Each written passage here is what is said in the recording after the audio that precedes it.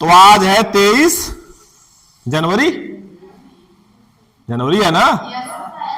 आज है नेताजी सुभाष चंद्र बोस जी की जयंती। किसकी जयंती है? नेताजी सुभाष चंद्र बोस जी की।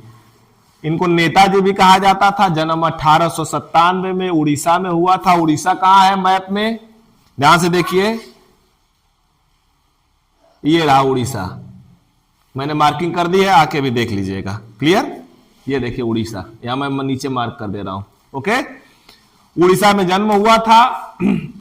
23 जनवरी को पराक्रम दिवस भी मनाते हैं। सरकार ने यह घोषणा की है कि इस दिन को, नेताजी सुभाष चंद्र बोस के जयंती वाले दिन को पराक्रम दिवस के रूप में मनाया जाएगा। पराक्रम मतलब क्या होता है भाई? वीरता, शौर्य। ये बहुत वीर थे ना, बहुत वीर थे। हमारा देश जब गुलाम था अंग्रेजों का, तो हमारे देश को आजाद कराने के लिए हमारे देश के बाहर अन्य देशों से भी संपर्क करते थे कि भाई हमको आजाद होना है, आप लोग मदद करेंगे, आप लोग मदद करेंगे। पूरी दुनिया में घूमे, ये बहुत सारे देशों से मदद मांगे। उसमें जापान ने हमारी मदद भी की थी।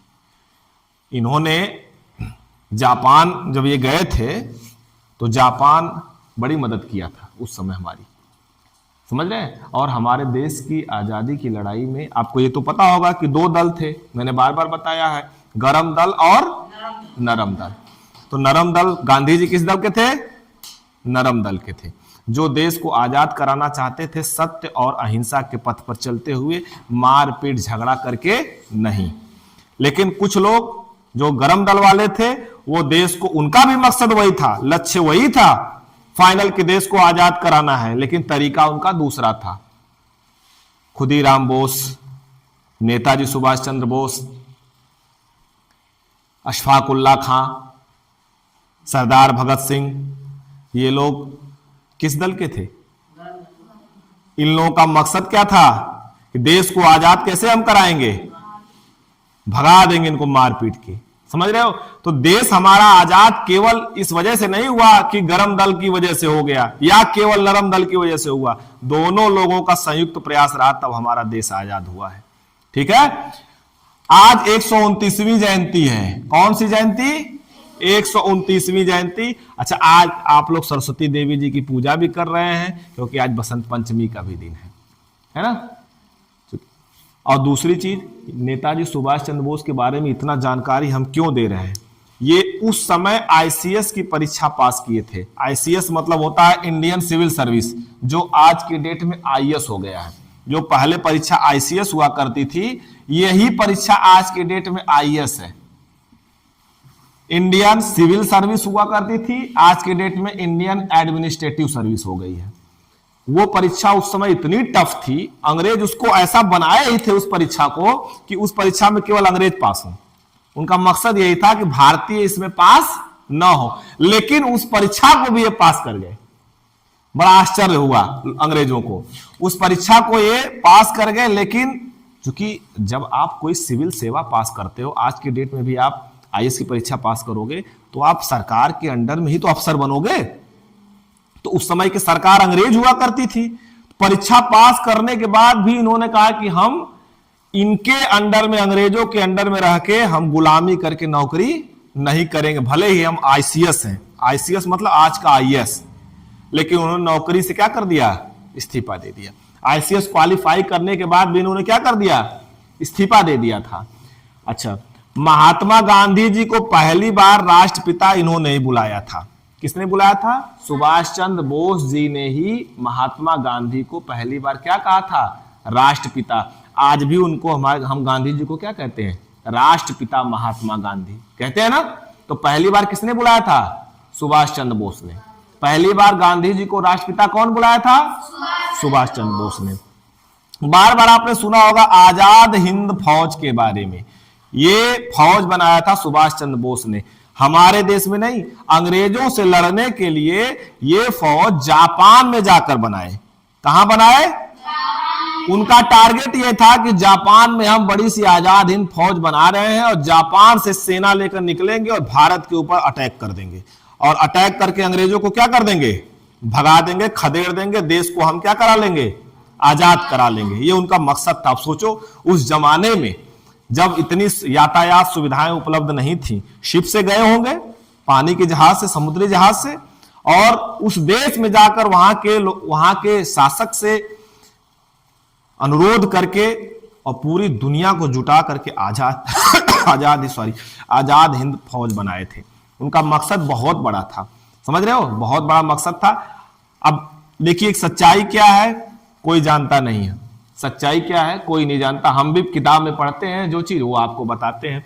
ये मरे तो इनकी मृत्यु रहस्यमयी हुई। रहस्यमयी मतलब ऐसी मृत्यु हुई कि आज तक गुत्थी उलझी ही है, सुलझी नहीं है कि मरे कैसे। ये कंफर्मेशन बिल्कुल सटीक नहीं मिल पाता है। अलग अलग जगह अलग अलग बातें कही गई हैं, लेकिन जो बातें आधिकारिक रूप से कागजों में हमारे लिखी हुई हैं उसी को ज्यादा प्रामाणिक मानेंगे हम।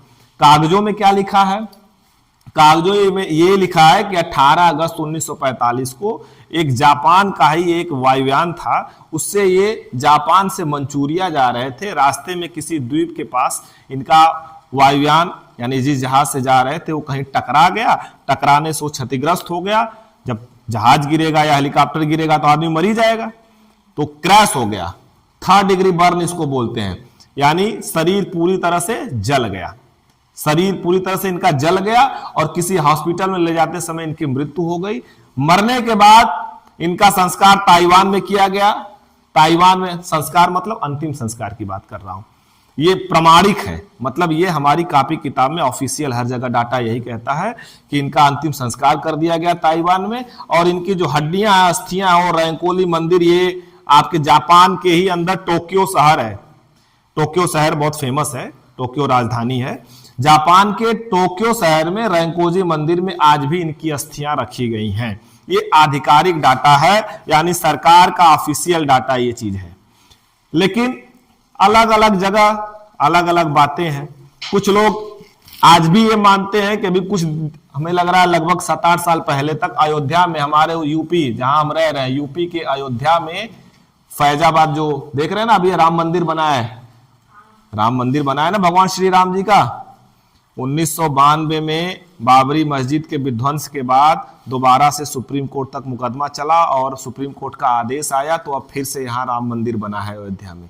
पिछले कई साल से बन रहा था, अब बन के तैयार हो गया। हम लोग दर्शन करके आ गए, आप भी चले जाइए, दर्शन कर लीजिए, ठीक है? नहीं तो हम ही ले चलेंगे, एक दिन करा देंगे आप लोगों को। तो कुछ लोग ये मानते हैं कि नहीं, सुभाष चंद्र बोस की मृत्यु हुई ही नहीं, वो जो है रहस्यमय ढंग से गायब हो गए थे और अयोध्या में ही राम मंदिर के आसपास गुमनामी बाबा बनकर रहते थे। और अभी जल्दी ही गुमनामी बाबा की कुछ दिन पहले मृत्यु हुई है, कुछ साल पहले, और वो वही थे सुभाष चंद्र बोस। ऐसा लोग मानते हैं कि रहस्यमयी ढंग से ये जो है गुमनामी बाबा बन गए थे और ऐसे रहते हैं। तो बहुत 100% कोई भी बात सटीक तो होती नहीं। समय समय पर अलग अलग आयोग बने इस चीज का पता लगाने के लिए कि सच्चाई क्या है। उसमें से बेटा एक देखो, कई आयोग हैं, उसमें एक शाहनवाज समिति सबसे पहले बनी थी। कौन सी समिति? शाहनवाज समिति। 1956 में ये शाहनवाज समिति बनी थी। समिति आयोग ये जानते हो क्या करता है काम? इसमें इंसानी होता है, इंसान में कोई प्रबुद्ध इंसान, विशेषज्ञ किसी चीज का, पीएचडी स्कॉलर्स किसी स्पेशल सब्जेक्ट पर जो है बहुत दिन से जो काम कर रहा है, ऐसे 2-4 विशेषज्ञों की एक टीम बनाई जाती है। वो टीम जाकर के जांच करती है कि सच्चाई क्या है, क्या सच है। क्या ये सच है कि हमारे नेताजी सुभाष चंद्र बोस की मृत्यु वायुयान हादसे में हुई या किसी अन्य कारण से हुई? इस चीज का सच्चाई का पता लगाने के लिए समय समय पर अलग अलग आयोग बने हैं। आयोग में क्या होता है? आयोग में विशेषज्ञ होते हैं, 3, 4, 5, 6 लोगों के विशेषज्ञ लोगों की टीम होती है। वो टीम ये जांच करती है कि पता लगाती है, तथ्य जुटाती है, साक्ष्य जुटाती है कि सच्चाई क्या है। तो सॉरी, शाहनवाज समिति जो 1956 में बनी, ये जांच करके ये बताई कि नहीं, नेताजी की मृत्यु विमान हादसे में ही हुई थी, कंफर्म किया उन्होंने। खोसला आयोग 1970 में बनाया गया, ये भी जांच करके यही बताया कि नेताजी की मृत्यु विमान हादसे में ही हुई है। लेकिन सबसे आधुनिक जो सबसे लास्ट में आया, मुखर्जी आयोग 1999 में, इसने बताया कि नेताजी की मृत्यु विमान हादसे में नहीं हुई है। हालांकि इस आयोग ने जो अपनी रिपोर्ट दी उसमें स्पष्ट लिखा था कि नेताजी सुभाष चंद्र बोस की मृत्यु विमान हादसे में नहीं हुई है। इस दिन जापान में कोई विमान हादसा ही नहीं हुआ है। समझ रहे बात को? इसकी रिपोर्ट को इन्होंने सरकार को सौंपा, सरकार ने माना नहीं, सरकार ने ये ऑफिशियली माना नहीं, इस आयोग की रिपोर्ट को सरकार ने ठुकरा दिया।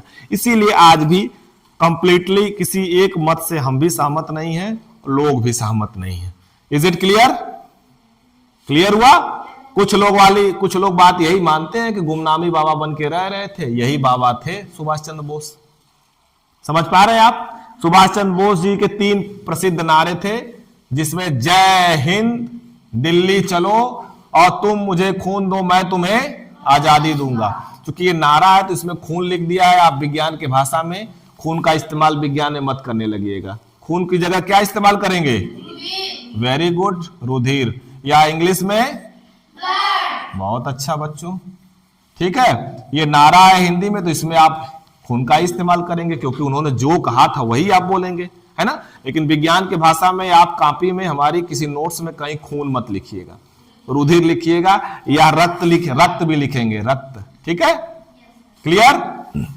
तो अब आप सुभाष चंद्र बोस जी के बारे में इतनी चीजें जान गए, इसको नोट कर लीजिए। ओके, मैं नोट भी कर लिया, वेरी गुड, थैंक यू।